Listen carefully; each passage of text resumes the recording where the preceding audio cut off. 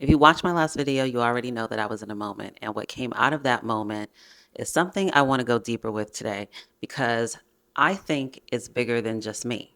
Here's the gap I keep noticing. Everyone talks about reinvention like it's a before and after. The person you were, the person that you became, the transformation, the glow up, the pivot that worked, blah, blah, blah. Nobody talks about the during process. And if you're in the during right now, if you don't feel like the old version of yourself, but you still don't quite feel like the new version, the one that you're becoming, the one that you're supposed to be yet, you've probably wondered if there's something wrong with you. I did. Like everyone else figured out how to skip this part, and you're the only one stuck in it. You're not. This is a real place. It has a shape, it has a name.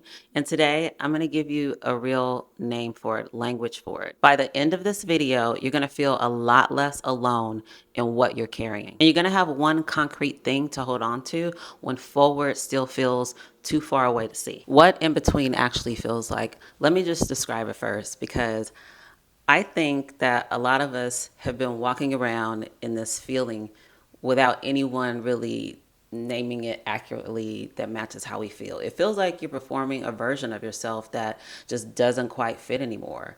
It's kind of like you feel like you're wearing something that you used to love and now it's just slightly off. It's not wrong enough to throw it away yet, but it's still not right enough for it to feel like you either. You catch yourself saying things that used to be true and now they feel hollow. And you use the same words to describe yourself that you've always used, and somehow in the middle of the sentence, you think, is that accurate? Your old goals don't excite you the same way, but you haven't fully replaced them yet. So you're just sitting with this weird motivational gap where the old fuel ran out and the new fuel hasn't fully arrived. And the people around you, they still see the old version of you. They're still responding to who you were, and you don't know how to correct them because you don't have the new version fully articulated yet. It's disorienting in a way that genuinely is hard to explain to someone who isn't in it. And because it's hard to explain, most of us don't talk about it and we just carry it. If any of that sounds familiar,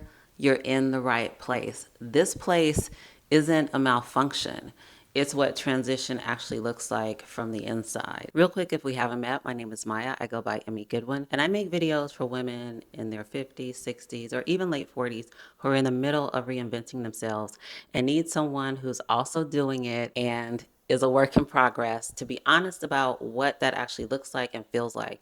I'm not doing this from the finish line at all. I'm doing this in real time, same as you. So everything I share here is lived, it's not performed. Now let's talk about why actually going back is not an option. When the in-between gets really uncomfortable enough, going back, it really starts to sound appealing. You know, go back to the job that was predictable, even if it was wrong for us. Back to the version of your life that at least it felt familiar, or back to the person you knew how to be, even if being her was exhausting in its own way. I get it. I felt that way and sometimes I still do. There's something almost comforting about that, about the idea of just retreating to something that we know, but you can't actually go back. Not really, you can't because you've already seen something. You already know something about yourself that you didn't know before, and you cannot unknow it. And now going back would mean performing an even older version of yourself. And that performance will be even more exhausting than the one that you're in between because now you know it was a performance. The door, it doesn't open the same way twice, not because life is punishing you, but because you're different now. The discomfort of being in the middle isn't a sign you made the wrong move. It's a sign that you actually made a move.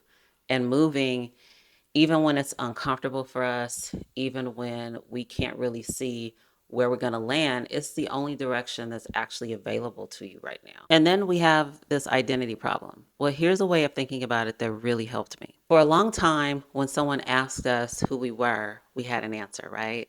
A role, a title, a function, a relationship. I'm the one who manages everything. I'm the career woman. I'm the mom. I'm the person who holds this family together, right? I'm the one who always figures it out. Those answers weren't just descriptions.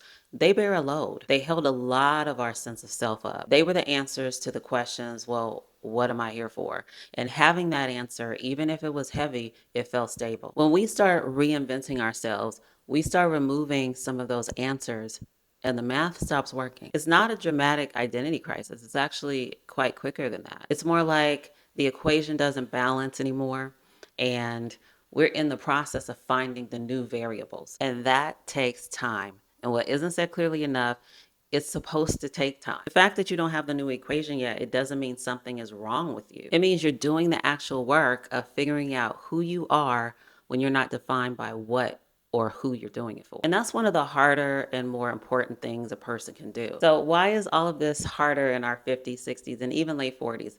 I want to spend a minute because this is the piece that most reinvention content, in my opinion, completely misses. At 25, your identity is still relatively fluid. You expect to change. People expect you to change. The people around you expect you to change. Reinvention at 25 looks like growth. Nobody questions it. But at 45, 50, 55, 60, you've had decades of being a particular person, and then identity is more established. Not because you're less capable of change, but because there's more history behind it. More years of showing up the same way, more relationships built around a consistent vision of you, more internal reinforcement of this is who I am, which means when you start to shift, the gap, it feels wider because you're not just stepping into something new, you're stepping away from something that has a lot of years and a lot of weight behind it. And the people around you have longer memories, right? Your family, your friends, your colleagues, they have a longer vision of who you are that they're holding. And sometimes they'll hold it longer than you, way longer. Oftentimes, the people who love us the most will be the last ones to see the new version because they're just so attached to the old one. And there's also a specific social pressure that comes with this age. It's the idea that you should have it figured out by now. The reinvention at 50 is somehow an admission that something went wrong, and it's not, or that you took a wrong turn somewhere and now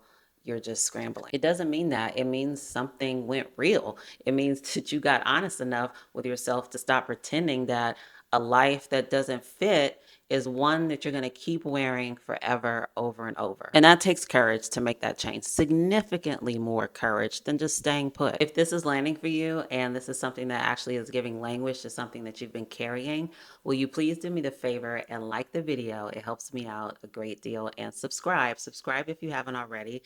That's the free way to support my channel. Now, what the in-between is actually doing, here's the reframe I want to offer, and I want you to actually sit with this one.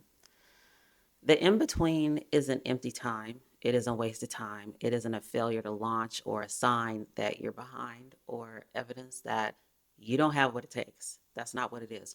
Research on identity transitions, it tells us that this disorientation is actually a necessary part of the process. It's what happens when the old structure breaks down before the new one is fully built. So the gap that we feel, it's supposed to happen. Apparently, it's what the transition looks like from the inside. So think of the gap as where the construction is happening, even when it doesn't feel like it, even when it feels like you're just spinning, because I do all the time. Think about the last time you changed something real in your life.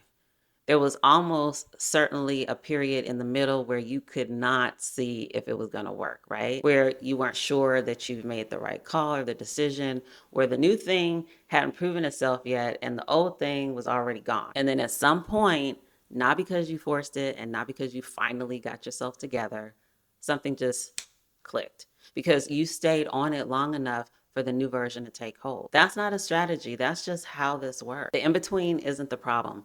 Leaving the in-between too early or retreating back to familiarity before the new version has had a chance to root, that's the thing that actually keeps us stuck. If you're in the gap right now and you want something concrete to work with, not a plan, it's definitely not a course, just something to help you take one honest step forward, I'll link the 1 Degree Forward journal in the description below. I built it for exactly this, not for when you have it figured out. It's for when you're in the middle and you need 1 degree of movement to feel like you're not standing still. Because your brain, it doesn't need a leap, it just needs evidence that the new version of you is safe to become. And 1 degree at a time is how you give it that. That's the evidence it needs. Please comment and tell me where you're at with this. If you're going through it, are you in the gap right now? Did you already make it through one and you're looking back at it? I read every single comment and I love these conversations, and they're part of why I keep showing up here. The last thing, the one thing that helps when forward feels too far away to see, Don't try to see it all the way forward. That's actually the mistake that we make in the in between. We try to resolve it and we try to figure out the whole new identity at once so we can just get out of the discomfort faster. We want the complete picture before we take another step. I don't like being in the discomfort, but it's necessary. That's how it works. You can't think your way to the other side of transition. You have to move your way there. That's it. 1 degree. Not because it's going to get you there instantly, but because your brain, it needs repeated, consistent, low stakes evidence that the new version of you is survivable, that nothing catastrophic is going to happen when you show up differently. Every small move you make in the in between is that evidence. In the last video, one of my last videos, I said that I didn't really know what value I bring, but I think this might be part of it. Naming the things that are real but are hard to say out loud. If that's true for you too, then this is the conversation. This is exactly the kind of thing that I want to keep doing. Next video, I'm going to go a little bit deeper on exactly why this feels so hard, and it's not what you think. But right now, if you're in the in between, if you're living in that gap between who you were and who you're becoming, I just want you to hear this. The gap is not a sign that something is wrong with you. It isn't. I'll see you next time.